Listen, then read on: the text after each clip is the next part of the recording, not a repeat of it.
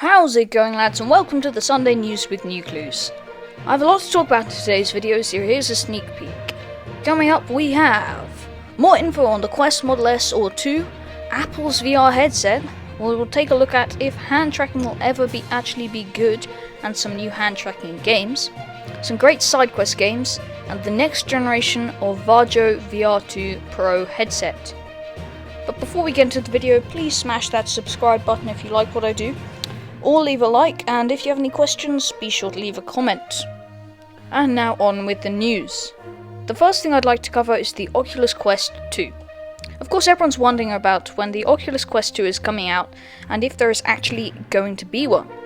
From two very helpful articles by Bloomberg and Upload VR, the Quest 2 looks to be a premium version of the current Quest. From the two articles I've gathered the most important information. The current Quest model uses two OLED displays with a refresh rate of 72 Hz. The Quest 2 is said to have undergone testing with screens up to 120 Hz. This seems unlikely and will most probably be taken down to 90 Hz due to battery limitations.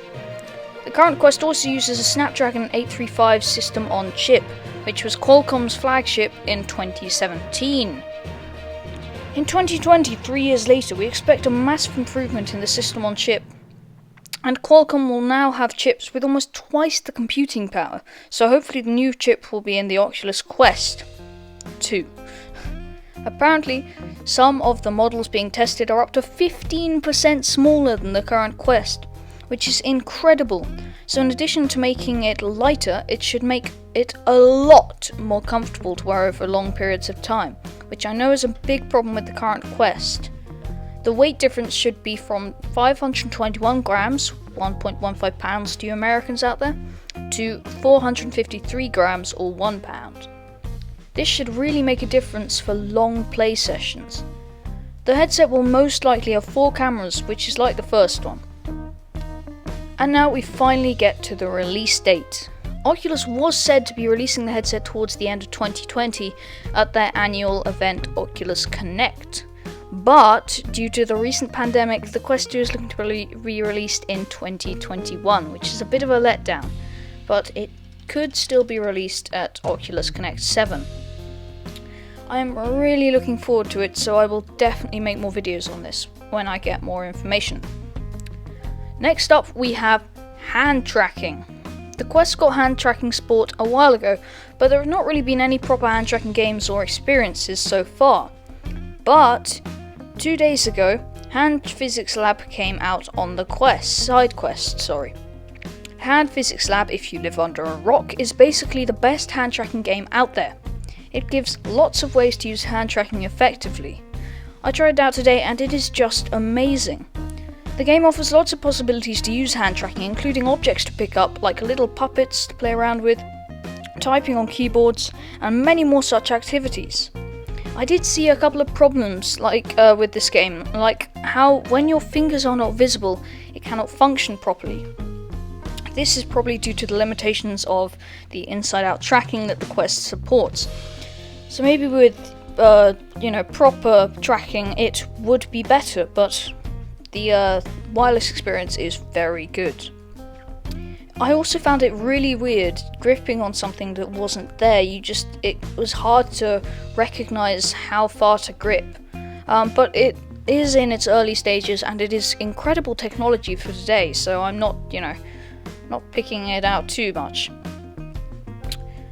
The activity with the puppet made me think immediately of that kind of idea of you're a god and you can use your hands to play with, the humans or that sort of thing, which I thought was a great idea, and with that comes the curious tale of the stolen pets. This is exactly what I wanted with hand tracking. This game is not too full-on or fast-paced, so hand tracking can be used in it relatively well. This game plus the hand tracking gives such a nice experience, I think, all around.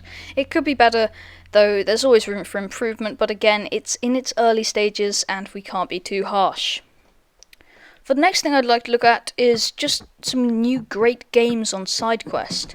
I will definitely be doing a video of the best sidequest games on its own, but for now I just want to look at some real gems I've found. First, we have Physics Playground.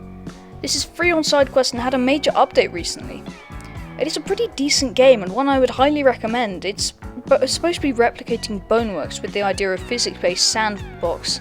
The update is incredible to witness. The before and after is ridiculous. With the update came new guns, weapons and a new map.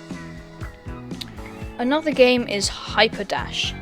This game only recently came to my attention through the means of Mike from VR Oasis. He made a great video on it, so be sure to check it out. I'll put a link up in the top right hand corner if you want to know more about it, but watch my video first. Hyperdash is a fast-paced first-person shooter that is great fun. It is multiplayer and I've found many games which are packed full of people, so it won't just be bots. That said, the bots are pretty decent as well. I do really like the design, but the maps are a little simplistic. The robot you play as gives me crazy Tracer vibes, with the dual pistol and the speed jump bit as well. Speaking of Tracer, why the hell does she have such long legs? I mean, look at her. They take up 3/4 of her body. Okay, I got a bit sidetracked there, but anyway, it is a great game and I would definitely recommend it. It's so fun. Now, what if I told you that Apple, yes, the internationally known smartphone and tech company extraordinaire, are delving into the VR market? Now, to me, this could be either really good or really bad. Apple have made some killer products, including the iPhone and MacBook, so they will hopefully have the experience to make a truly great headset. Speaking of the headset, well, what will it actually be like? Well, there is not much information, but from the small amounts I've found, from what I can see, it's either VR or AR headset that will have a ridiculous resolution unlike any currently on the market. The headset looks to be one that will challenge the Oculus Quest and will come out around the same time as the Quest 2. So that will be an interesting thing to watch happen. The headset also looks to have eye tracking, which could be amazing because Apple are already doing that kind of face tracking idea. So that could be very good. It will also be standalone and will not require a phone or PC, which is great. One of the biggest complaints I have about VR today is how they have the wires. It's just so annoying and it breaks the immersion so easily. Now, they may be producing an AR headset also, so we must keep on the lookout for that. The release date of Apple's headset looks to be towards the end of 2020 or mid-2021, so it'll be coming soon. If I get any more information of that, I'll be sure to make a video. Now, the final thing I want to have a look at is the Varjo VR2 Pro. The Varjo VR2 Pro is a VR headset that looks like the next-gen headset we've all been waiting for. This headset boasts a ludicrous resolution along with 2020 eye tracking, ultra-leap hand tracking, and next-generation visual fidelity bionic display. The next-generation bionic display houses a resolution of over 2020 vision, over 60 ppd or 3000 ppi. Flicker-free screen refresh at 60 to 90 Hz, combining two 1920 by 1080 low persistence micro OLEDs and two 1440 by 1600 low persistent AMOLEDs, which is absolutely insane, meaning we get the first Retina display in VR. This is great and all, but there are many problems with it. Firstly, the price. The display is great and all, but the price comes out at €5,995. This is absolutely mad, and it only comes with the headset. You need to buy the Steam VR Base Stations 2.0, which costs £450 as well. On top of the price, the PC needed to run it is absolutely ridiculous. An Intel 6700 with an Nvidia GeForce GTX 1080 and finally 16GB of RAM, and that is just the minimum specs. I do understand this is aimed at companies, but I really want to see a head like this come to the consumer market. The display is what I want in VR headset to have. I can't see it happening for at least 2 years. This is unless we see an absolute gem from Oculus or Apple. I really hope you enjoyed this video. It is quite a lot of work, so if you do enjoy, please consider subscribing. If you don't want to subscribe, just leave a like below. If you have any questions, do comment I will always try to read them, and I'll try to answer them to the best of my ability. I'll see you next Sunday. Thanks for watching, and for more news with new clues, come back every Sunday. I'll always be there. Thanks, lads.